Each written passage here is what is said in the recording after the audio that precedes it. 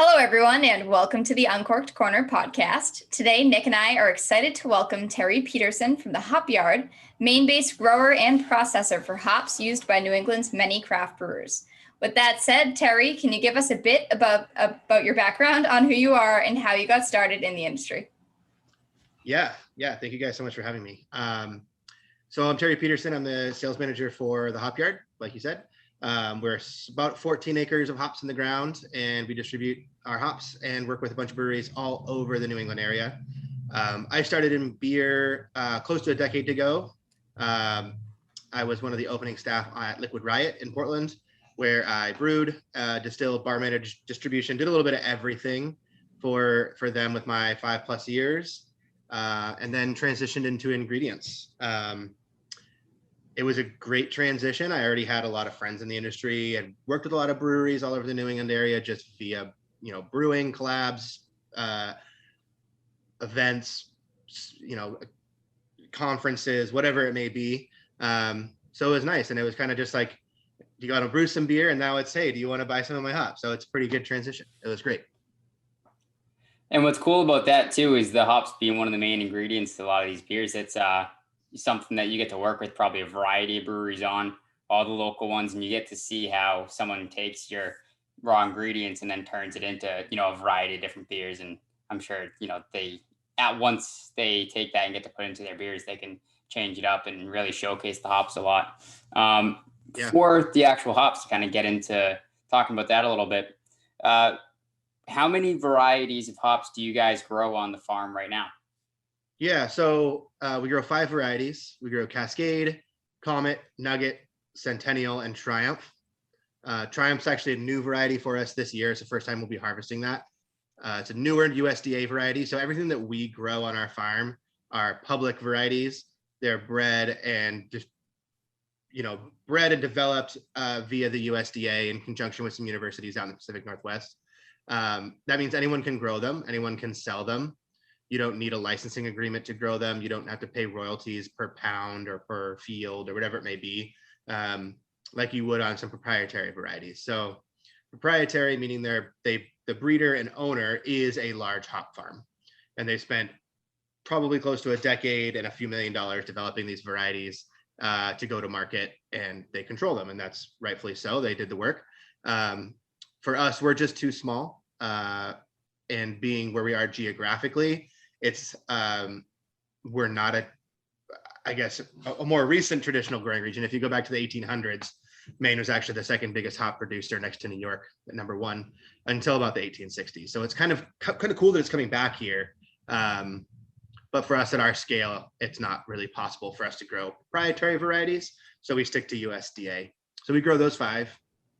I'm sure a lot of people have heard of Cascade, have heard of Nugget, have heard of Centennial. Those are kind of some classic ones. Comet, also an older one, but kind of faded and is kind of making a comeback now.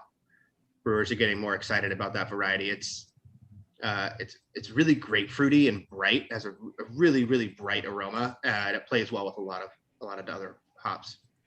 So one thing you mentioned there too is on the geography and how you're located up here in Maine. When it comes to geography, growing these hops that are kind of a similar variety, people can grow those, I imagine, all over the country. How does your version of, let's say, a Cascade, for example, differ from a Cascade that's grown, somewhere else in the country or somewhere else in the world? Because we've talked to a lot of people from wine farms and different things like that, and obviously region and the soil and everything can affect the taste of the grapes huge amounts. So how do you see that a lot, the hops? Yeah. Same thing. We call it terroir. It's a term used a lot in the wine industry as well. And like you said, geographic, your position in the world, in the country, your climate, your soil composition, your water table height, all these different things make a difference. And especially, Cascade is probably one of the widest grown varieties. It was the most acreage in the country, or in the world, until a year or two ago when Citra overtook it. Fun fact. But Cascade, one of the widest grown varieties in the world. And Cascade in the Pacific Northwest to Cascade here in Maine. There's actually Cascade grown in New Zealand, which is really unique. Vastly different. Our Cascade, we get like nice light notes of peach, and I get like orange or like candied orange peel, as opposed to kind of your classic grapefruit pine quality to it. Like Pacific Northwest, you get a little bit more of that grapefruit, a little bit drier.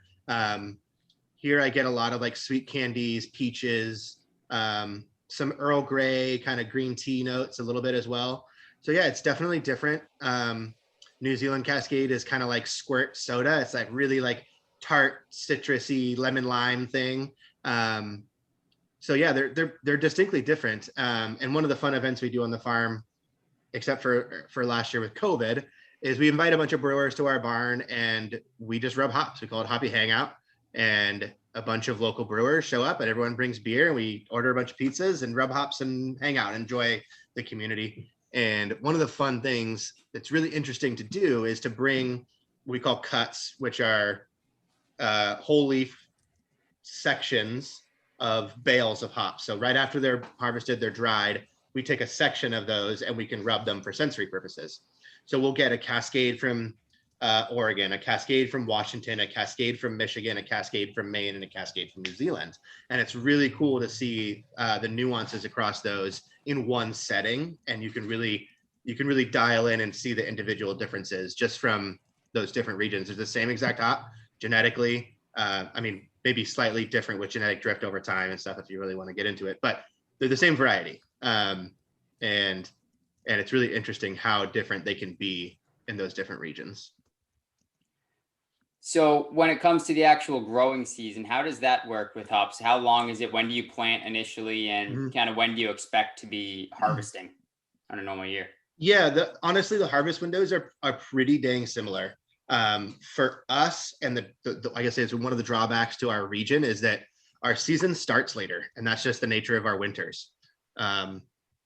If climate change keeps doing what it's doing, that might change.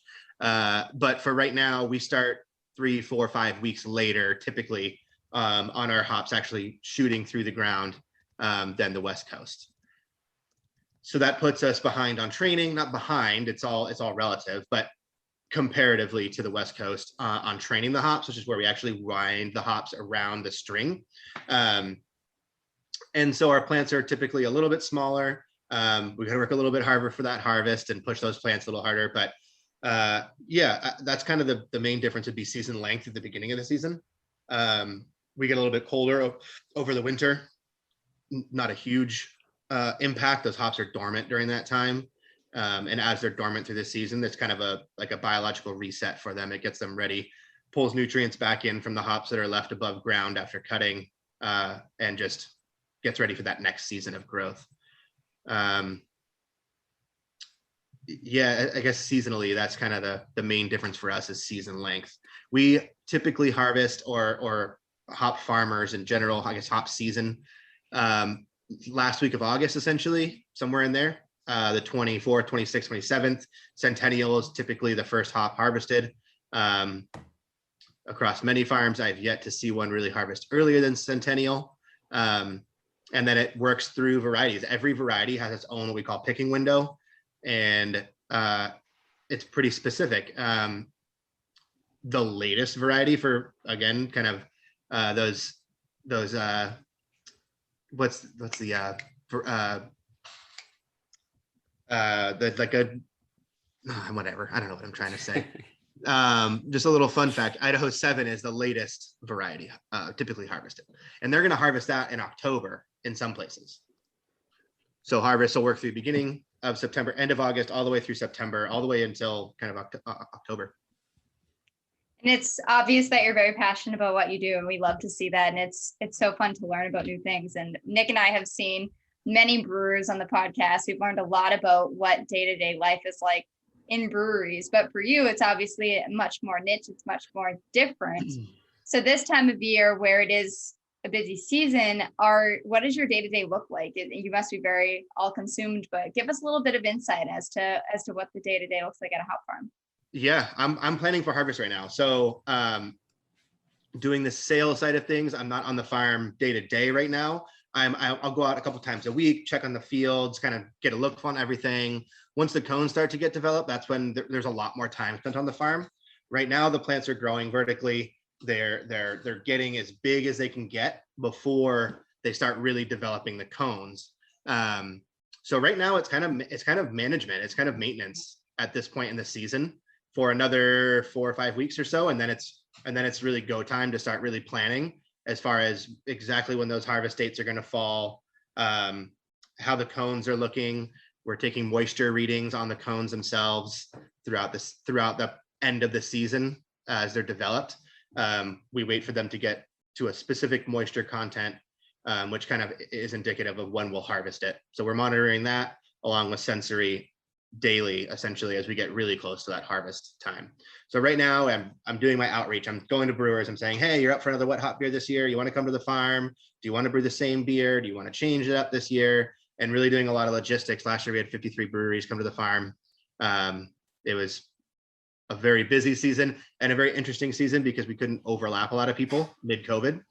So a traditional harvest season is maybe there's 3 or 4 breweries at the farm at the same time, and it's fun. It's communal. We all walk the fields. We rub some hops right off the plants, and then they pick up their hops. They go brew some beer the same day, and that's the fun part of wet hop season. And so we kind of lost that communal aspect last year. It's very everyone had their little half-hour window, and you only one brewery at a time, and we were trying to be safe, keep our staff safe, keep ourselves safe, and their staff as well. But it feels good that we'll be able to just kind of bring back the fun communal side of the farm for harvest this year. And you service brewers all over the New England area. So what size brewer are you typically working with? Is it really a big mix of micro and larger? It is. Yeah, it is. I mean, we've yet to, ship hops to AB. We're not there. That probably won't happen. But from, your nanos, your 1 barrel, 1.5, 3 barrel guys up to Allagash. As probably one of the bigger breweries, the biggest brewery we've really worked with. Actually, should probably open this. Allagash, 16 counties here. They're a big supporter of us and Maine agriculture in general. They use our nugget in this beer.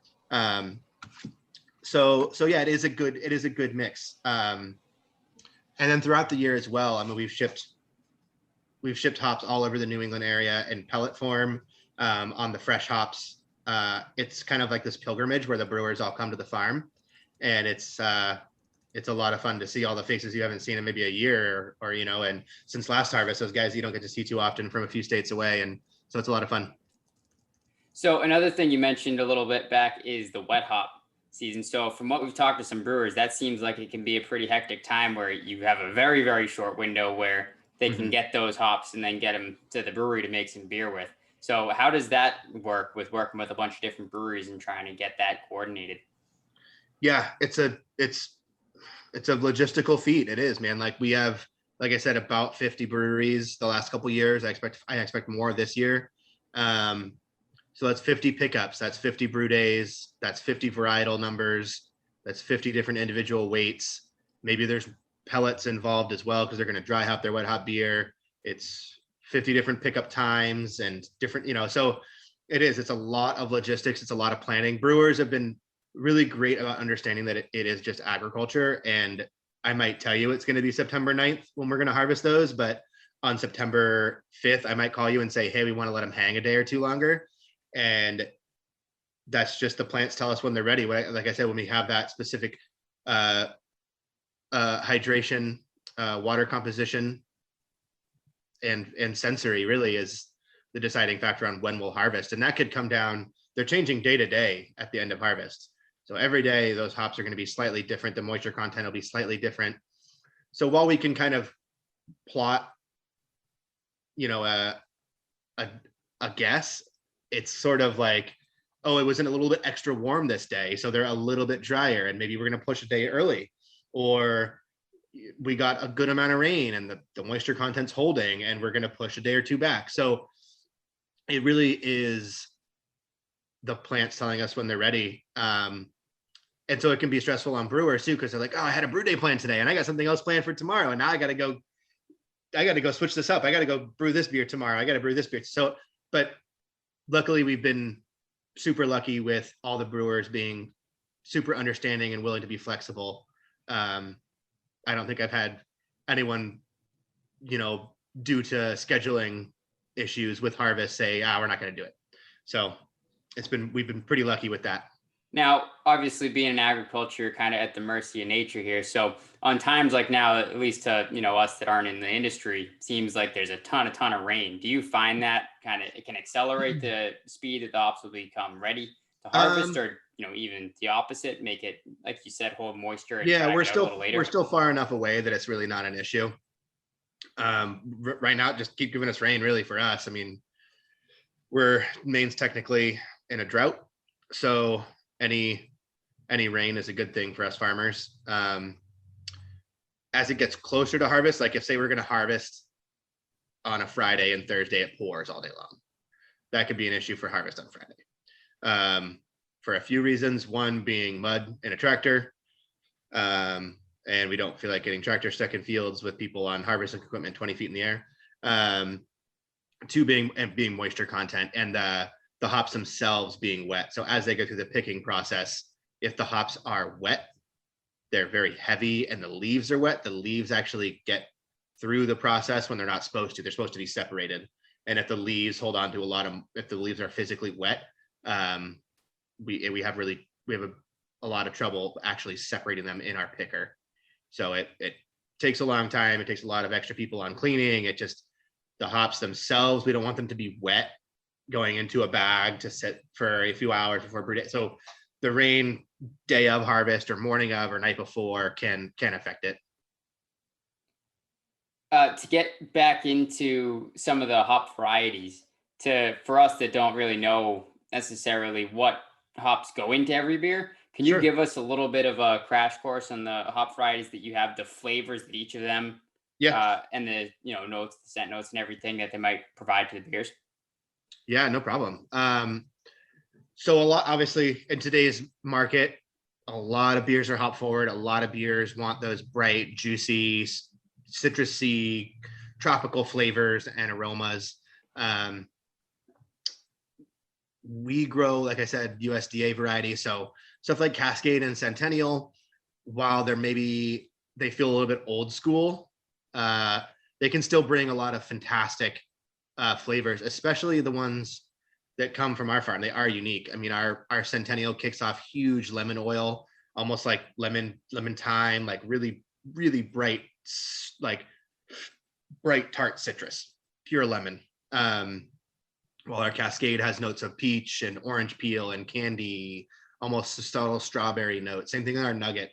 We get a lot of sweet fruits, berries, and things out of our Nugget, which is probably more considered kind of an old school bittering hop. Higher alpha, which if you guys are familiar with alpha acids are what actually isomerize during the brewing process and create bitterness. So that balance and that bitterness you get in beers is from hop oils called alpha acids. And Nugget are higher than Cascade, a little higher than Centennial, not much higher, but in that 12 to 13% range. So they're kind of considered more of an old school bittering hop, but ours are amazing. And we see people dry hop with them all the time. Foulmouth Brewing does a great kind of IPA called Grolix with our Nugget and Cascade that is dry hopped with both of those. That is beautiful and citrusy and bright. So that's kind of, those aromas and flavors are due to the hop oils, and those actually pass through the brewing process, whether it's in the boil where you're actually getting that isomerization, which that actually happens at high temperature, or in the dry hop where you're getting, nowadays everyone talks about biotransformation and what that does when the yeast interacts with the hop oils, and the flavor and aroma compounds in hops are brought through the fermentation process, and they kind of change slightly or bring out different compounds. And that's I could talk for an hour on that stuff. I'm sure a lot of guys did too, but yeah, so that's kind of the gist of what hops are doing for beer, as well as shelf stability and stuff like that. They're antimicrobial by nature, but we're pretty good at sanitation these days. At least a lot of breweries are. And when you're taking that and you're gonna either wet hop that or dry hop that, or add it in different points of the brewing process, how does that affect how much of that flavor comes through in the actual beer? Wet hops are unique. So wet hops are wet because they're not dry, right? So there is a lot of moisture in the hop cones themselves. So actually you can kind of see it on my hat. The cones, they kind of look like this. They sure you guys have seen them, but they have moisture in them. And the reason we wait for that moisture content to hit the window we want is because the moisture actually is converted into oil production as the plant ripens and gets ready to finish its season. So if we were to harvest it at too high of a moisture content, we wouldn't have as much of that oil and by turn aroma and flavor developed yet. So that's why we maybe push it a day or two. We really want to push on those hops to really become really bright and just full of oils. Typically we see pretty high oil content on our hops, like for their style or for their variety, which translates to a lot of aroma and a lot of transferable flavors and aroma. So like I said, the boil, you're going to get less transferable aroma and flavor with bitterness pickup. So you're actually going to isomerize those alpha acids and create bitterness in your beer. How much you use depends on the beer itself.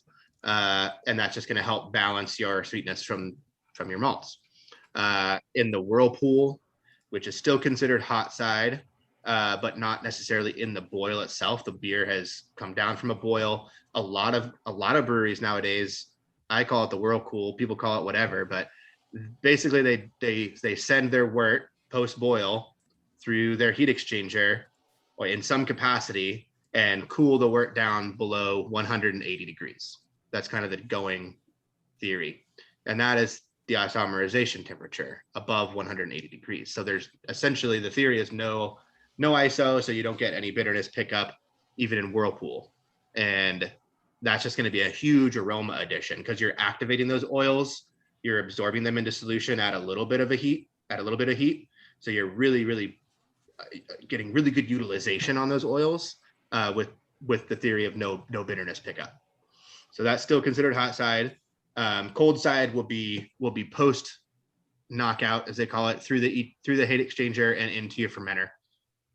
And there's every theory in the book as to when's the best time to add hops during fermentation or post fermentation. Or I know breweries that transfer right out of heat exchanger onto hops in the fermenter. I know of breweries fermenting day 1, day 2, day 3, adding dry hops. So every brewery has their own theory and their own process, and that's kind of the beauty of beer. But the general idea, dry hopping, is mostly aroma based.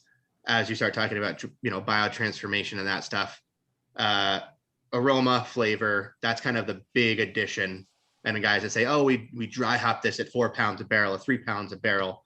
A barrel is 31 gallons. So do the math and talk about how many pounds of hops you're using. But that's a lot of the aroma and the flavor and a lot of these new kind of styles of IPAs and hop forward beers that they're heavily pushed with whirlpool additions and then your dry hop. There's obviously so much information to learn about hops and about brewing and about everything in the space. For those who are interested in learning more about hops, how they're grown, the different varieties, where is the best place for them to do that? Because unlike wine, where I've seen a lot on like wine growing and kind of all of these other home brewing methods and things like that, I haven't seen much on hops.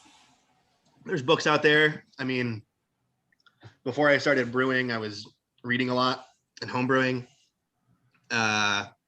There's a great hop books out there. If you're just really interested, there's amazing books on hops.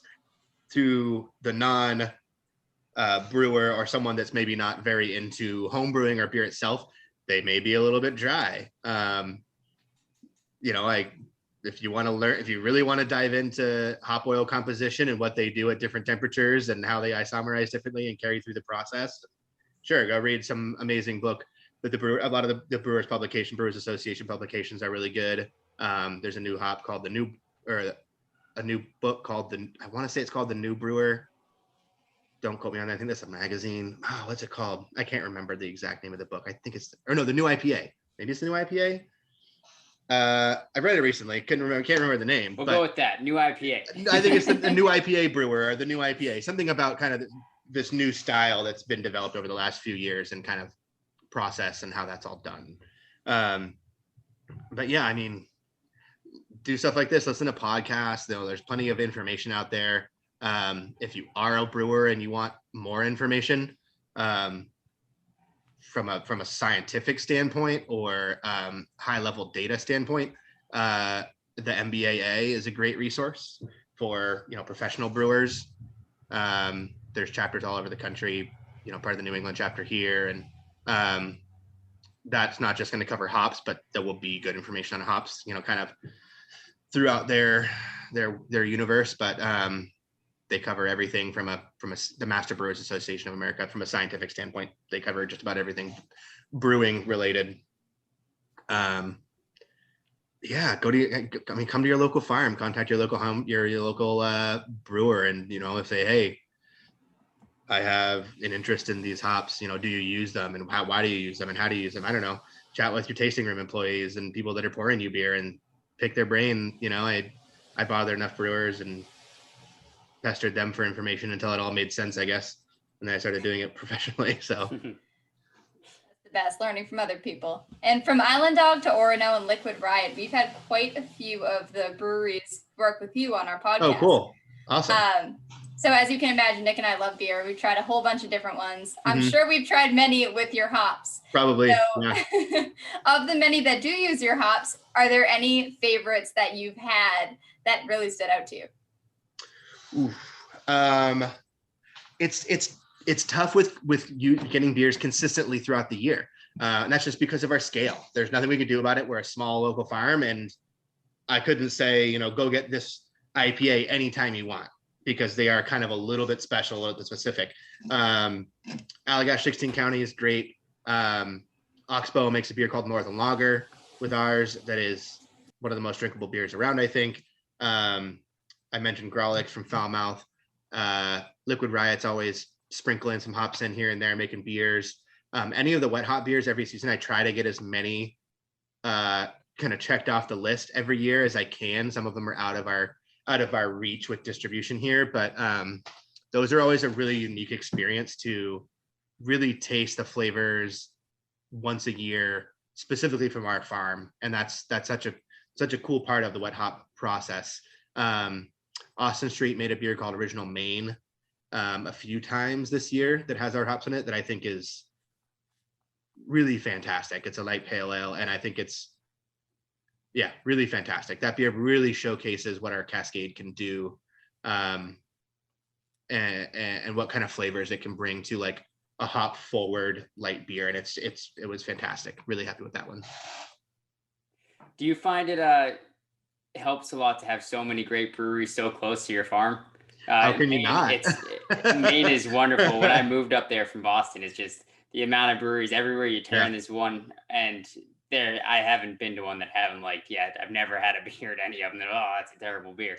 They all do such a great job. We're so lucky. We're so lucky with that. When those guys, our ownership and the guys that own the farm, and they were getting together and saying, let's open a hop farm. It was 2011, so just kind of the infancy of kind of craft beer, or even in Maine, maybe nationwide too. But I guess from the way it exploded from 2013 on, when they started, it was like, this might be all right. And I think there was maybe 20 breweries in the state when they opened, and now there's about 150. So rapid expansion in the industry here in Maine and all over New England. I mean, but Maine specifically, with as many beers or as many breweries as we have just here in the state, I mean, we couldn't even supply all of them if we tried to, at our scale. And we are scaling. We planted 2 acres last year. We have another couple acres going in and stuff, but it takes time. Do you have any styles of beer that you find to be the ones you gravitate towards the most? What's always in your fridge at home? What's like your number one that you always have there? I mean, I end up drinking a lot of IPAs because I am a hop vendor. So between the Hop Yard and Crosby Hops is another hop farm that I represent. It's we supply hops, and really great hops that go into large production batches and stuff like that. So I typically, tend to drink a lot of IPAs. If I had my druthers, I'd drink, delicious lagers all the time, because I love those kind of beers. I've been drinking a lot of Schilling lagers out of New Hampshire. Their lagers are phenomenal. land beer. Check them out. I haven't heard of them before. Chilling Writing there in that one down. Littleton, New Hampshire, up close to the border of Vermont, you kind of go through the Kankamangas and all those beautiful little mountainside roads and towns, and then get up to Littleton. It's a little town. It's their tasting rooms. Pretty impressive. Their beers are phenomenal. So we do a lot of work with those guys. Sour beer and wild beer. That was like why I got into beer way back in the day, was spontaneous fermentation and blending barrels and using fruits and microbes and different things. And so I typically at any given time have a few random bottles of really nice blended sour beer in my fridge. I drank a Dre Fontaine Goose the other night with a friend, and then an Allagash and a Cascade out of Oregon on the other side of the country. And so, yeah, there's always some of those in there too. That's sour beers. That's Bianca. Oh yeah. That's her, her number one. Although I've started to like a lot more things. Nick bullies me into trying me everything. So. Mm-hmm. Well, I can't fault you for liking sour beers. That's especially at this time of year. They're just, they're fun to drink when it's hot and it's, yeah. They feel very summery a lot of the time. Yeah, absolutely. Yeah. It's very, very complex and refreshing and dry. Perfect for the heat. Yeah. So having worked on the other side of things, what do you like about working with the hops as opposed to working in the brewery itself? Yeah. Working in a brewery is great. I mean, you get to make beer all day and hang with some good friends that you work with, and it's great. There's nothing wrong with it. For me, when you start making the same beer a lot and you get kind of roped into a production schedule, and just the nature of trying to sell beer in today's market is you have to be competitive and you have to put out these beers because there is so much saturation in the market that if you find something that works and you're competitive with it and it's selling, you keep making it. And so kind of getting tied into that got not frustrating, but just, all right, cool. This is fine. It is what it is. And then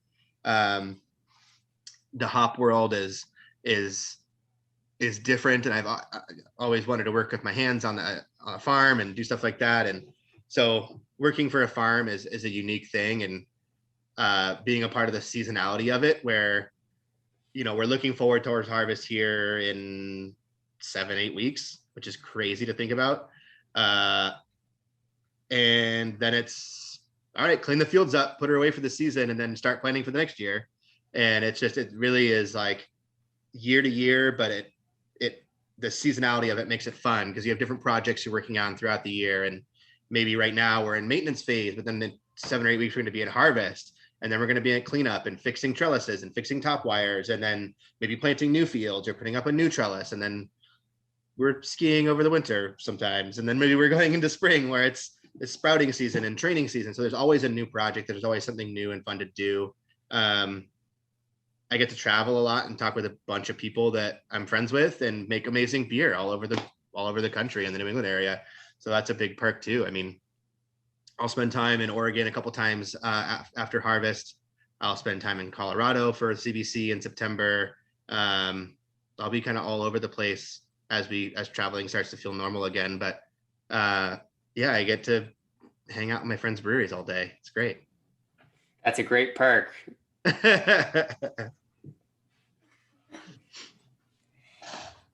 So for everyone who is listening, before we wrap up, is there anything else that you would like to share that we haven't covered yet? I guess it's hard to really describe the picking process and stuff, but it is pretty interesting and how the plants grow agronomically. So the plants grow 20 feet, almost 20 feet tall. Our trellises are these massive poles with cables that run directionally across the top of the poles. And every year, the big push at the beginning of the season is before the hops sprout is weed control and grass control. And then after that is stringing, which is where we actually drive through each individual row and hang a string with a little knot from what we call the top wire, which is the top cable that runs across the field over the hops. So every plant gets 2 strings and we have about 13,000, 14,000 plants. So a lot of strings to be tied 20 feet in the air with a little knot by hand. So we have a tractor that drives with a kind of like a big platform through the fields with two people up top, and they're hanging their ropes and tying knots. And then below we have a ground crew, and they follow us in the tractor, and they have a little tool. It's a clip setting tool that sets a clip that goes over the rope and gets pushed into the ground about 6 or 7 inches. And then that clip gets, as it wants to pull up, spreads out in the soil and holds that rope taut and creates a nice stable place for the hop to grow up. So that's a huge push at the beginning of the season, is getting all those lines strung and clips in the ground. Once that's done, as the plants grow, we'll start actually training the hops. So every single hop gets hand trained. So we'll have crews that are just going through the fields in multiple passes and selecting kind of the main best looking shoots to be actually be trained onto the wire. So we train clockwise in the northern hemisphere. They train counterclockwise in the southern hemisphere. So those plants will start to go up the wire. So we'll go through a couple passes. Each rope gets 4 or 5, depending on the variety, actually trained onto the string. Then they just grow, and they do that from June, July, August, all the way to September, and then we get ready for harvest. During harvest, the whole plant is cut down. So we drive through the field with a big hay trailer behind a tractor. We have what's called top cutters and bottom cutters. The bottom cutters, obviously, like it sounds, they cut the bottom of the plant close to the ground. They just cut through the whole stem, and the rope that we use is a coconut fiber. It's compostable. And then they cut the bottom of the plant off completely, so they're hanging freely by their top knot at the top of the wire. And then when we drive through, there's top cutters on the back of our harvest rig that are cutting those ropes, and the plants fall into a big trailer, into a big hay trailer. And we trailer those up to our picker at the top of the farm. And our picker is named Helga. She's a 1970 German Wolf 170. So German built in 1970. And it was our 5th harvest with her last year. It'll be 6th this time. Basically, the hops get fed one by one into a chain system that takes it through the picking wheels. So you feed the bottom of the plant in, it grabs it, and it pulls the whole plant. So this 20-foot long, 15, 20-pound plant makes its way through the picking drums, and there's 4 of them, and they're all spinning really quickly, and they have these picking fingers on there. And it basically strips all the plant material off of the central stalk bine of these plants. So the bine shoots out the other end, totally clean, nothing on it. And then there's a bunch of separator belts inside of the picking machine with fans, and the fans blow the leaf material up. So like I was saying earlier, if the leaves are wet, the fans won't blow the leaf material off, so it doesn't separate efficiently. So as those are now separated, the hops keep trickling down the dribble belts and on through a couple switchbacks, and then out the final belt where we have a final cleaning. So we have crew out there that are looking for any stems and leaves that make it through, brown cones, anything that's undesirable for aroma, flavor, looks. We'll pull all that out. And then those get, if they're going fresh hops, they get literally just put into a bag and handed to a brewer, and they go brew with them.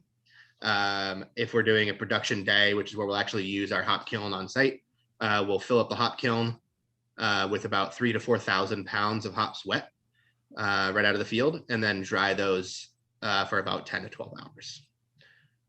And that's kind of the whole process from picking to drying. Once those are dried, we actually cure them in a curing room to make sure that they're all kind of an even moisture content. That's helping for ease of processing into pellets, for consistency, all that stuff. And then they're actually baled. So we have a German baler as well, and that squishes the hops down into a big compact square that weighs about 125 pounds. And then that's kind of the final product before pelletization. And Very there are cool. some awesome photos on your website and on Instagram. I saw some videos that were really interesting. I was just looking Yeah, as you were walking through it because it's nice to visualize. So for for sure. those of you who are listening, definitely check out the pictures. I think it's pretty cool to watch all of that happen, but also to see what it looks like because it's hard to picture what it would look like without seeing. Yeah, most people don't have, you know, the ability or the luxury of living near a hop growing region, and seeing hops, you know, growing everywhere like they are in the Pacific Northwest. But having a small farm here is cool, and it lends that kind of look into the agricultural side of it. That's really cool. And as Nick mentioned, we would love to come check it out sometime. I know I have not ever seen a hop farm, and I don't think Nick has either. So that would be a Let's pretty go. sweet For sure not. experience. Come out end of August. End of August is really when we start to see aroma development. So as those cones go from nothing to burr stage, which are these little, like, they look like little spikes coming out where all the hops are going to develop, and then they develop into these big, nice cones. During that time, they're full of water. They're just kind of growing. End of August is where we actually see that water being processed into oil composition, and we start to get the aroma developing. And so that's why we're kind of every day they're changing so rapidly. So, but yeah, end of August, come give us a visit. Maybe we could do a follow-up or something. For sure. Definitely. I'm only in Westbrook, so I'm not far. Oh, come on. Yeah, you're right there. 5 minutes. All right. Well, thank you so much for coming on tonight. We had a blast talking to you. I learned so much. I'm sure Bianca did as well. Everyone listening, there's going to be links in the description to your website, Instagram, all that, so they can check out some of those videos, learn more about you. And we look forward to visiting at some point and look forward to talking again in the future. Cheers. Cheers. Thank you guys so much. Cheers. Be sure to follow us on social at Uncorked Corner and on the blog at uncorkedcorner.com for a taste of more food and beverage content. And if you enjoyed the show, don't forget to leave a comment, subscribe, rate, and review on whatever podcast platform you prefer. Thanks for listening.